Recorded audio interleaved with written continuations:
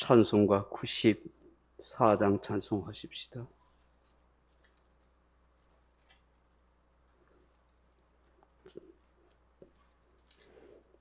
95장 찬송가 95장입니다. 찬송가 95장. 나의 기쁨 나의 소망 되시며 나의 생명이 되신 주 밤낮 불러서 찬송을 드려도 늘 아신 마음뿐일세. 나의 사모하는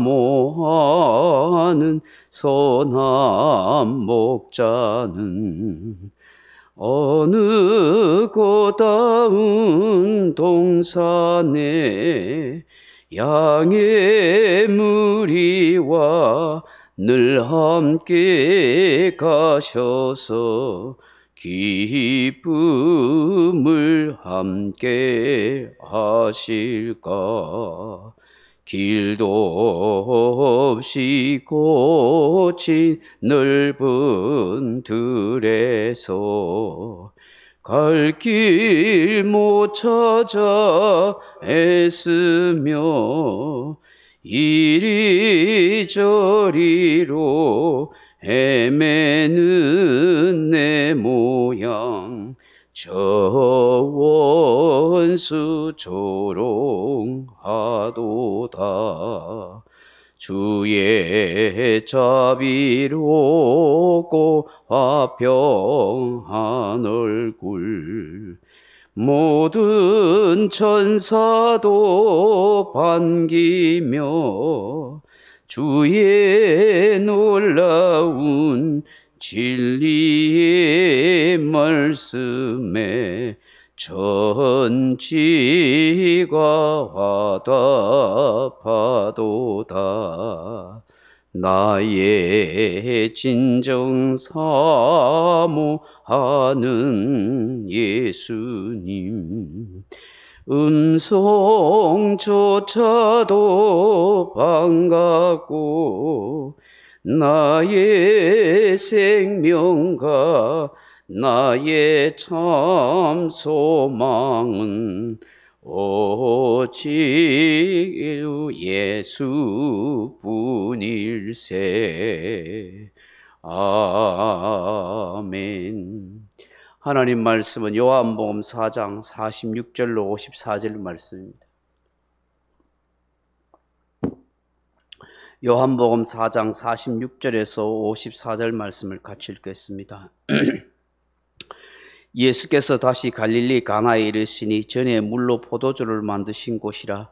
왕의 신하가에서 그의 아들이 가버나움에서 병들었더니 그가 예수께서 유대로부터 갈릴리로 오셨다는 것을 듣고 가서 청하되 내려오셔서 내 아들의 병을 고쳐주소서 하니 그가 거의 죽게 되었습니다.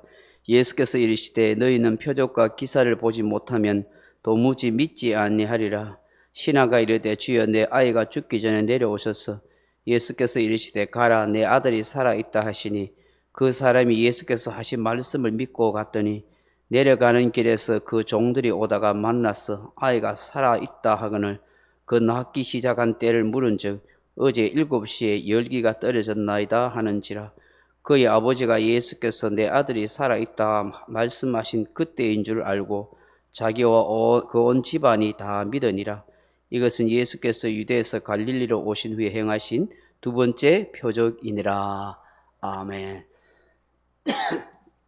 사랑하는 성도 여러분, 오늘 본문에 보시면 예수님께서 이 갈릴리 이 가나에 가셨습니다. 사마리아 지방을 지나서서 가나 땅을 찾아간 것이죠. 여러분, 이 가나는 요한복음 2장에서 물을 포도주로 만드신 그런 이적을 첫 번째 일으켜셨던 그 장소입니다. 그런데 예수님께서 이 가나에 오셨다 하는 소문을 어떻게 들었는지 이 왕의 신하가 예수님을 찾아와서 자기의 아들이 병들어 죽게 되었으니까 제발 이 가버나움에 가셔서 좀 고쳐달라고 그렇게 부탁을 합니다. 아마 이 왕의 신하라 하는 것을 보니까 당시 갈릴리 지방을 다스렸던 분봉왕 헤롯 안디바의 신하인 것 같습니다. 근데 이 신하라고 번역한 이 바슬리코스라 하는 말은 왕족이나 왕에 속한 자 하는 의미로서 왕족 중에 한 사람이거나 꽤 높은 지위나 관직을 가지고 있는 그런 사람인 것 같습니다. 뭐 이 정도의 권세나 또 돈이 있는 사람이라면 자기 아들이 병들어 죽게 될 정도면 뭐 그 주변에 참 유명한 의원은 다 찾아가지 않았겠습니까? 그리고 뭐 좋은 약도 아마 많이 먹였을 것입니다. 근데 그런 의원이라 그런 약으로도 도무지 고칠 수가 없었던 것 같아요. 이 아들이 점점 죽어가고 있었던 것입니다. 병환이 너무너무 심했던 것 같습니다.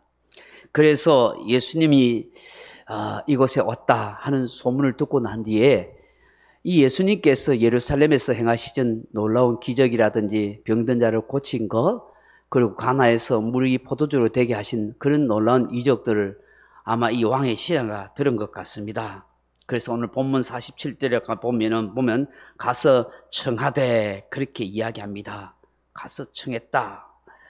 이게 청하다 하는 말은 원문으로는 에로타 하는 말인데, 에로타오의 3인칭 단수 수동태 미완료형입니다. 이 말이 무슨 의미냐면 한 번 가서 아이고 예수님 좀 내 아들 한번 고쳐주세요 뭐 이렇게 말할 정도가 아니고 계속 가서 간청했다는 거예요. 계속 가서 계속 제발 내 아들이 지금 병들어 죽었습니다.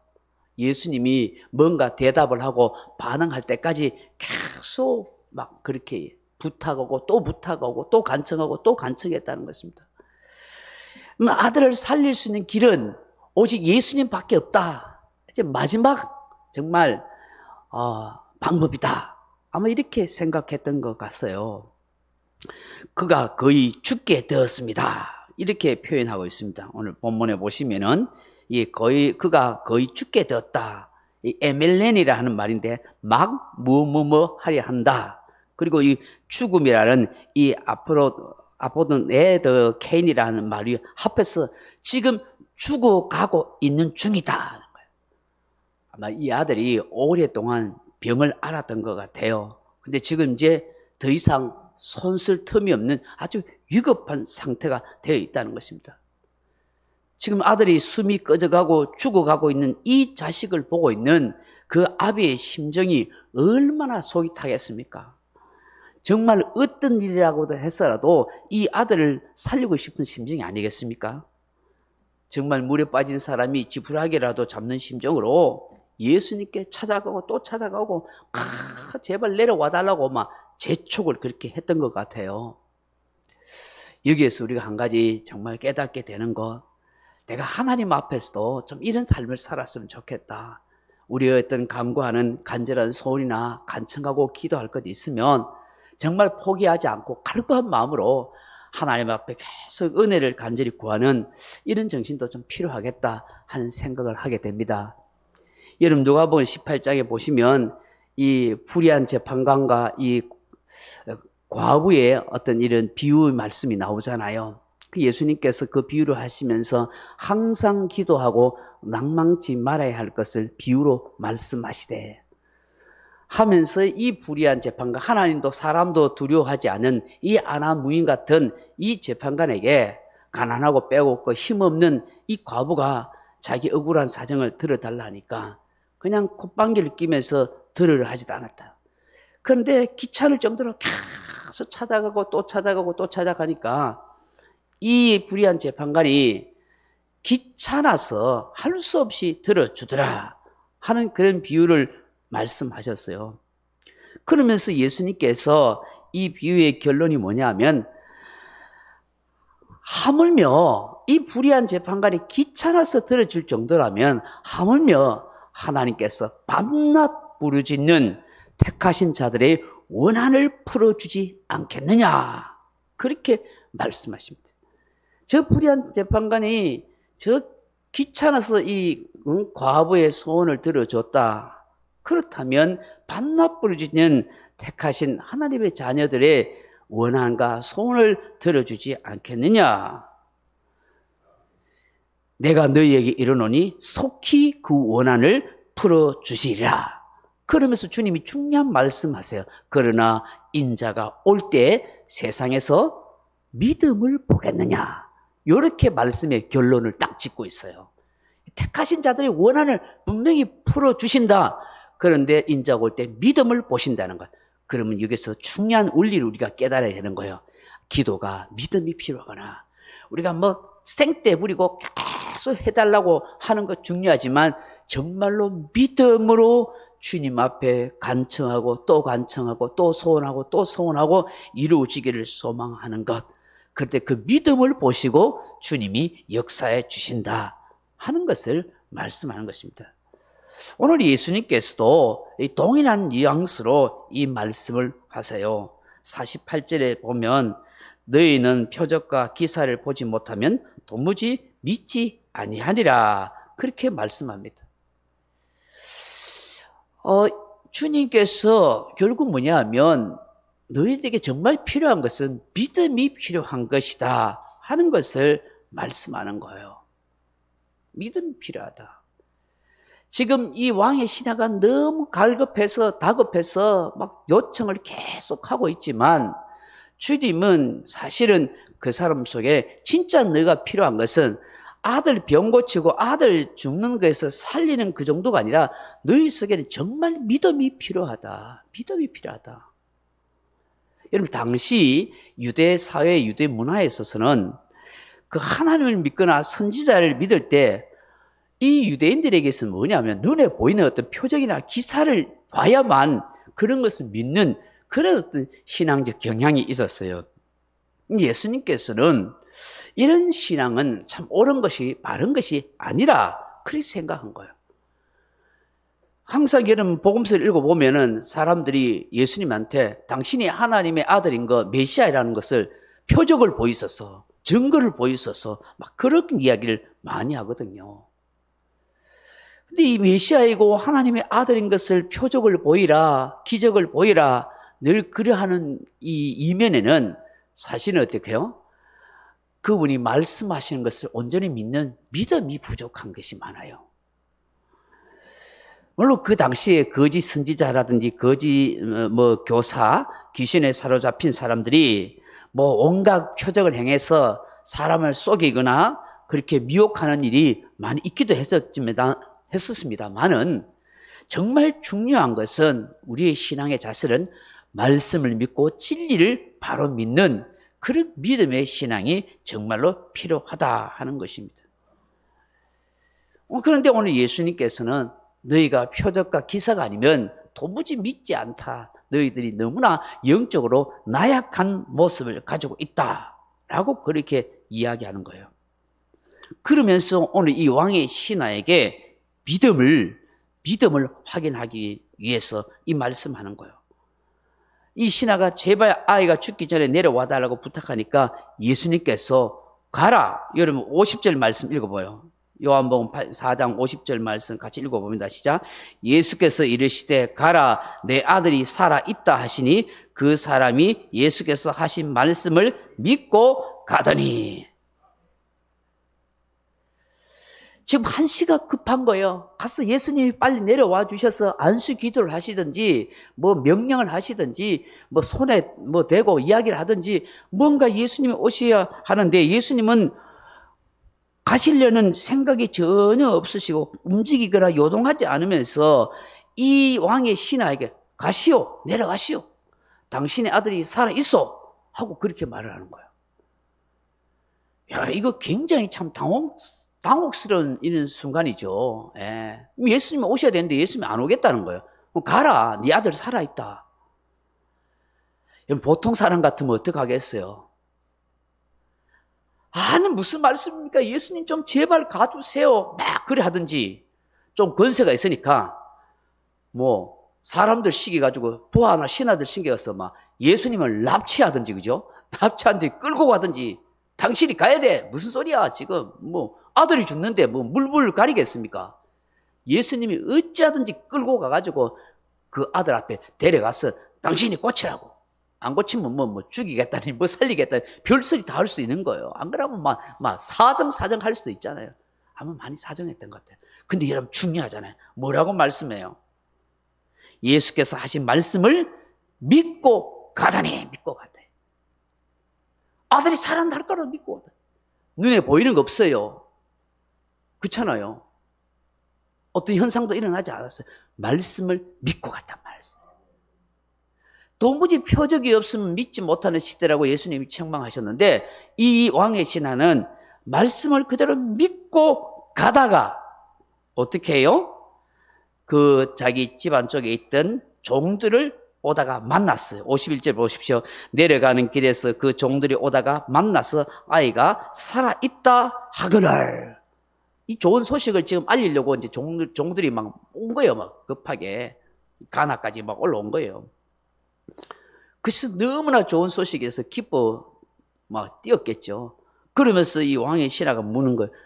내 아들이 언제부터 낫기 시작했대? 라고 이야기하니까 어제 7시에 열기가 떨어졌나이다. 큰 열병이 걸렸던 거예요. 7시에 열기가 떨어졌나이다. 하고 그렇게 이야기합니다. 그 7시라 하는 말은 유대력으로는 뭐 오후 1시 정도 이야기해요. 1시 정도. 낮 1시 정도에 이 아이가 병이 탁 낫기 시작했다는 거예요. 그럼 보통 가나에서 가브나움까지 보통 사람이 걸어가는 거리로 오는 한 8, 9시간 걸린다고 그래요. 걸어가는 길이. 8, 9시간 걸리니까 그러면 지금 이 왕의 신하가 내려가는 시간이 어떻게 돼요? 오후 1시부터 떨어졌다면 저녁 한 9시나 10시쯤에 아마 집으로 내려갔겠죠. 근데 어제 7시라 이야기해요. 근데 이게 우리가 좀 유대 문화를 좀 이해하지 못해서 그런데 그 유대 문화에서 시간 개념이 어떻게 되냐면 우리는 12시가 넘으면 하루가 지나잖아요. 그죠? 다음날이 돼요. 근데 유대인들은 뭐냐면 해가 지나면은 내일이 돼요. 해가 지나면. 해가 딱 지잖아요. 그러면 하루가 지나요. 예. 시간 관계없이. 해가 딱 지면은 바로 내일이 돼버려요. 그러니까 사실은 뭐예요? 오늘인데, 우리 생각은 오늘인데, 오늘 저녁 8시, 9시인데, 어제 7시를 하는 것이 뭐냐면, 오후 1시에 그런 일이 일어났다. 그 얘기죠. 결국 오늘 본문에서 우리가 깨닫게 되는 건 뭐냐면, 이 아버지의 믿음이 결국 아들을 살렸다는 거예요. 생떼 쓰고 유혹하고 협박해서 난리를 쳐서 되는 게 아니라 예수님의 말씀을 믿고 그대로 가다가 아들이 살아나는 기적을 맛본 거예요. 이 일로 통해서 뭐예요? 보니까 온 집안이 믿으니라. 53절에 그의 아버지가 예수께서 내 아들이 살아있다 말씀하신 그때인 줄 알고 자기와 그 온 집안이 다 믿으니라. 이것이 예수께서 유대로부터 갈릴리 오신 후에 행하신 두 번째 기적이니라. 그렇게 말씀합니다. 저도 여러분들 이런 믿음이 있었어요. 말씀을 믿어서 기적과 능력과 은혜와 병고침의 역사를 체험하는 이런 믿음이 저와 여러분 속에 함께하기를 주님의 이름으로 축복합니다. 이 새벽에 주여 내가 진심으로 믿음으로 기도하게 하시고 말씀을 믿음으로 하나님의 놀라운 역사를 체험해 가게 도와주옵소서. 그래서 여러분 말씀, 약속의 말씀을 붙들고 믿음으로 기도할 때에 놀라운 기적과 역사가 일어날 수 있다는 사실을 알고 말씀을 더 붙들고 오늘도 매일매일 또한 기도하는 저와 여러분 되기를 주님의 이름으로 축원합니다. 아멘. 명령과 선포합니다. 1. 나는 주님의 은혜로 모든 일에 날마다 점점 더 좋아지고 있다. 나는 오늘부터 다른 사람을 비난, 원망하거나 비판, 판단, 정죄하지 않겠습니다. 나는 하나님 다음으로 나를 사랑한다. 나는 나를 사랑한다. 교만은 독약이다. 그 어떤 경우에도 감사합니다. 나는 내 안에 살아계신 예수님 때문에 행복하다. 있을지어다 그대로 되니라. 좋았더라. 아멘. 각자 기도하시다가 돌아가시면